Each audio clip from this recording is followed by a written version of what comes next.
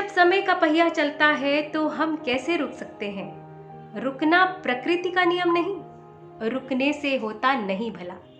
अंतिम सांस तक हम कैसे युवा रह सकते हैं, जोश से भरे रह सकते हैं। आइए सुनते हैं इस बहुत ही प्रेरक कहानी में। एक महात्मा थे। एक दिन वो अपने शिष्यों से एक नए शिष्य का परिचय कराते हुए बोले कि आज हमारे बीच जो शिष्य आया है वो हम सबसे बड़ा है उम्र में, आपसे भी और मुझसे भी, और वो यहाँ जिंदगी के बारे में सीखने आया है। वो 90 वर्ष का है। ये सुनकर सभी शिष्य हंसने लगे। महात्मा बोले, आप सब क्यों हंस रहे हैं? तो एक शिष्य ने उठकर कहा, अब तक 90 वर्ष तक ये क्या कर रहे थे, और 90 वर्ष में ये जिंदगी के बारे में सीख कर करेंगे क्या?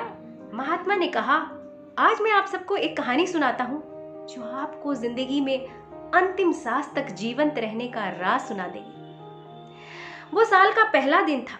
अध्यापक भी नया था और एक छात्र भी नया था। अध्यापक ने बाकी छात्रों से कहा, क्या वो उस नए छात्र का परिचय उनसे करा सकते हैं? एक छात्र खड़ा हुआ।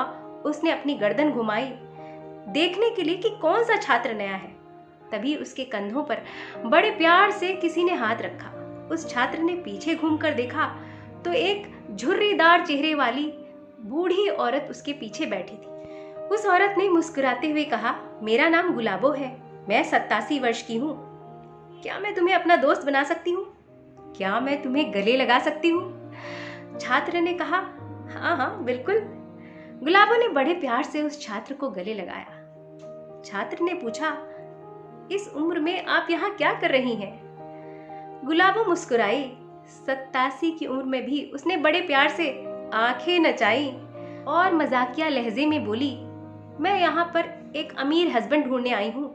उसके साथ शादी करके मैं बच्चों वाला परिवार बनाना चाहती हूँ। छात्र ने कहा, मैं सचमुच जानना चाहता हूँ। गुलाबो ने कहा, मैं यहाँ उसी तरह पढ़ने आई हूँ जैसे तुम पढ़ने आए हो, बस और क्या। लंच ब्रेक में उसने अपना आधा टिफिन उस छात्र को दे दिया। दोनों अच्छे दोस्त बन गए। हर रोज वो दोनों खूब बातें किया करते थे। साल भर के अंदर गुलाबो उस पूरे स्कूल में आकर्षण का केंद्र बनी रही। जब भी वो खाली होती, बच्चे उसे घेर लेते।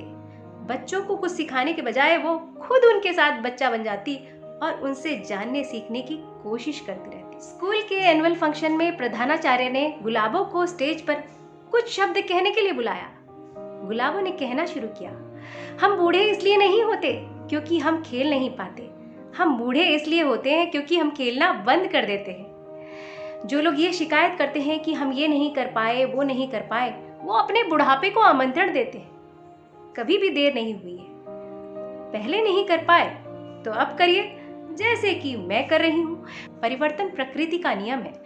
जो लोग ये सोच लेते हैं कि अब हमें कुछ करने की, कुछ सीखने की जरूरत नहीं, उसी दिन उनकी जिंदगी खत्म हो जाती है। इस धरती पर हजारों हजारों लोग ऐसे हैं जिनकी जिंदगी जीते जी भी खत्म हो चुकी है।